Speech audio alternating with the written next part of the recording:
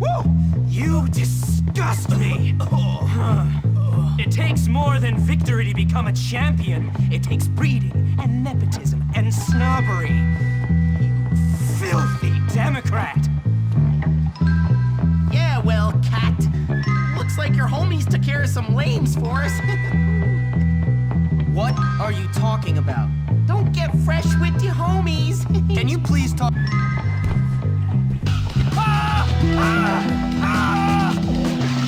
Hair washing time!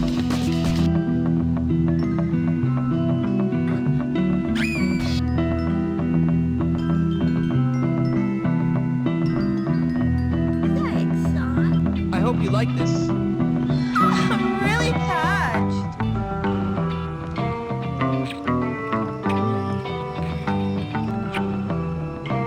I can't wait to graduate so I can do that all the time.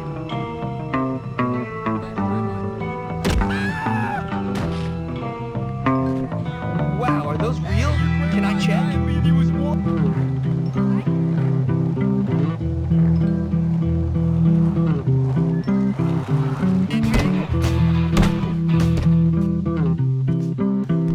Few pleasures in life can equal the feeling of handing a good old-fashioned ass-kicking to the schoolyard bully, stretching their pants over their head, and stealing their girl right out from under them.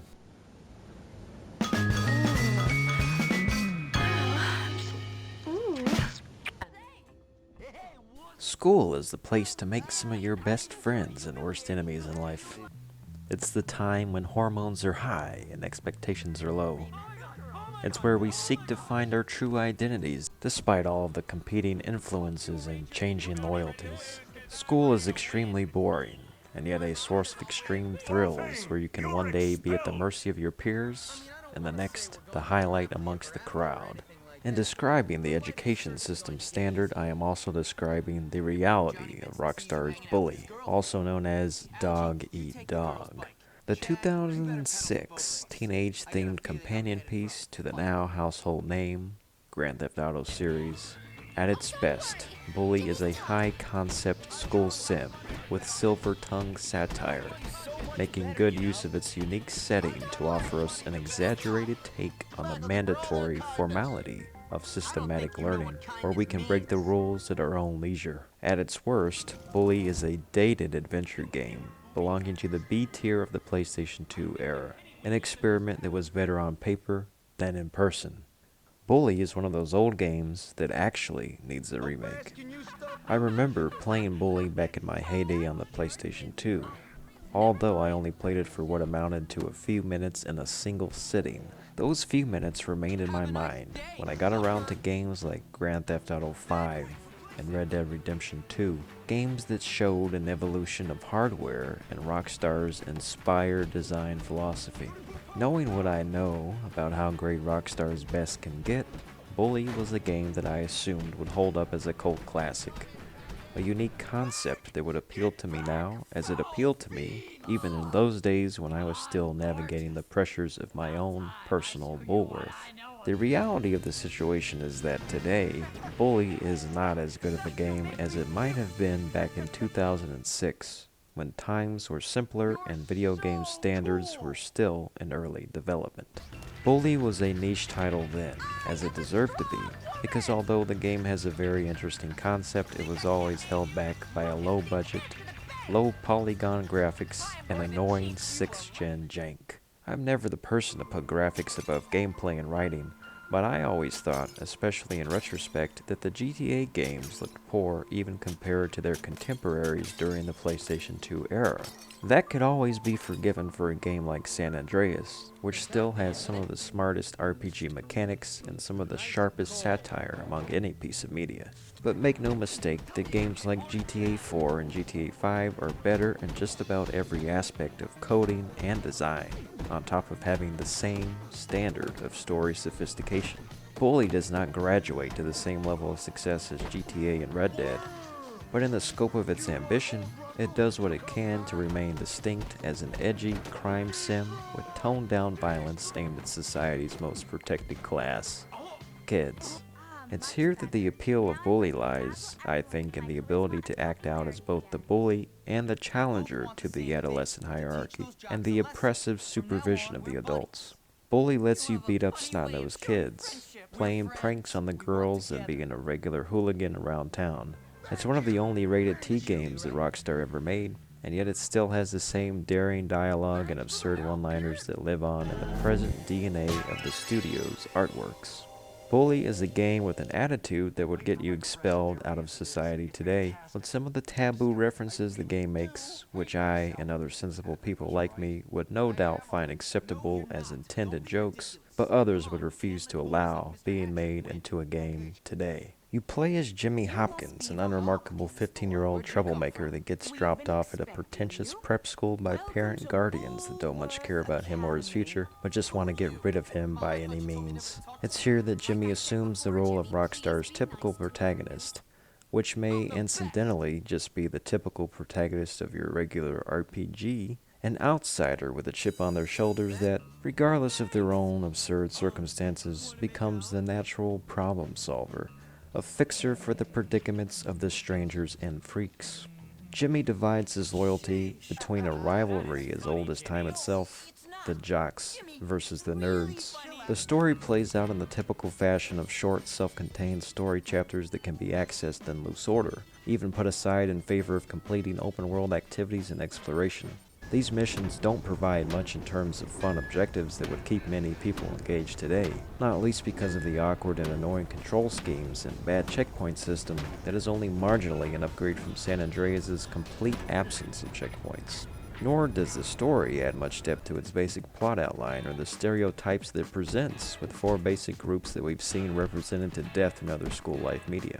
The fact that greasers are even included makes me wonder what time period Bully is even set in, though I suppose for many it doesn't matter, as it's more of a time capsule in and of itself. The best moments that I spent with Bully were during the little moments at the school, when I was stuffing kids in the lockers or pantsing the girls, giving them flowers in exchange for post-pubescent cooties, snickering at some of the NPC responses which were the highlights of the game's small charm, or when I was watching cutscenes. That way I could enjoy the game's funny dialogue without having to actually play the thing, which can be a real kick in the balls at times. No, my children! This isn't me trying to be especially harsh on a game many consider to be a classic because it was a part of their childhood playing games. It's just me being an honest critic that has seen everything that Bully has had to offer, in some form or fashion, but in games with a greater sense of commitment and resources, like Persona especially, or as I've said, Rockstar's finest, Grand Theft Auto. I mean, San Andreas is a much better game, and a much more memorable game than Bully, and it came out 2 years before it. That game has an ensemble cast of great voice actors and characters that we all care about, whereas Bully has a smart-mouthed kid who isn't entirely unique within his own chosen group of friends, who gets upstaged by a jerkwad antagonist who disappears for 75% of the game and then makes a random appearance at the end, just to get his ass handed to him during an irritating match of snakes and ladders.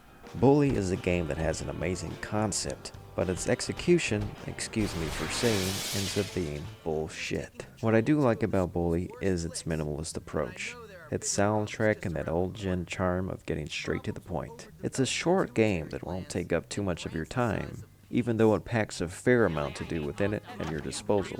Unfortunately, there's not enough on offer in its minimalist design to keep up with everything that came before and after it that was so much better. I suppose I'm even giving the game a bit of extra credit for deciding on it being a 7 out of 10 for old time's sake, because I understand that in its day, its flaws might not have shown through like a nerd's dirty underwear. I'm not a fan of shitting on old games myself, nor do I like the climate of remake culture disguised as gaming renaissance that we're currently undergoing today. But I do see Bully as a game that had potential to be something truly special, instead of something that just carries along some unique quirks. A game like Bully couldn't be made today. Well, of course it could be made, but because of pointless censorship, it wouldn't. But Bully should be remade, or at least get a sequel, because it would give the Rockstar games the opposite of what they've always had. A mature game set within an immature group, kind of like how Persona is almost always focused on the kids and not the adults, and GTA is focused on the adults but not the kids. Bully gave you a pass to do violent things to kids, not with guns but with firecrackers. You can call that bold or ambitious. I think that sounds like an obvious idea, given the fact that the main character remains an underdog. It's completely appropriate. If Rockstar would get their priorities straight and let GTA Online die already, we might get some niche games like Bully once again. But maybe not with the sensibility we're all looking for, the one that the old games at least were able to pin down flawlessly. Today people think they're too school for cool, and we get a lot of fake pretenders in our industry and in our culture. Bully has the school spirit, but not the grades to be cool enough.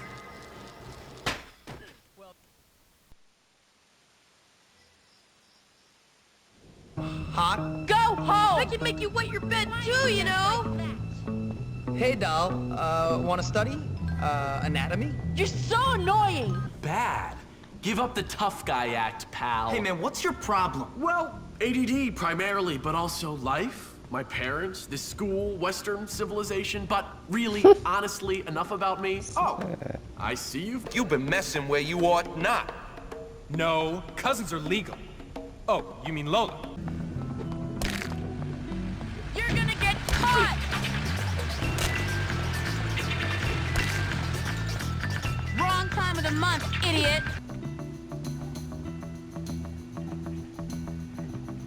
Dude, what the hell? Wait, is this teacher? Normally I don't care, but with you it's different. Yes, a little rough around the edges, but you're a diamond, boy. A diamond. Thank you, sir. Now take out the trash, would you?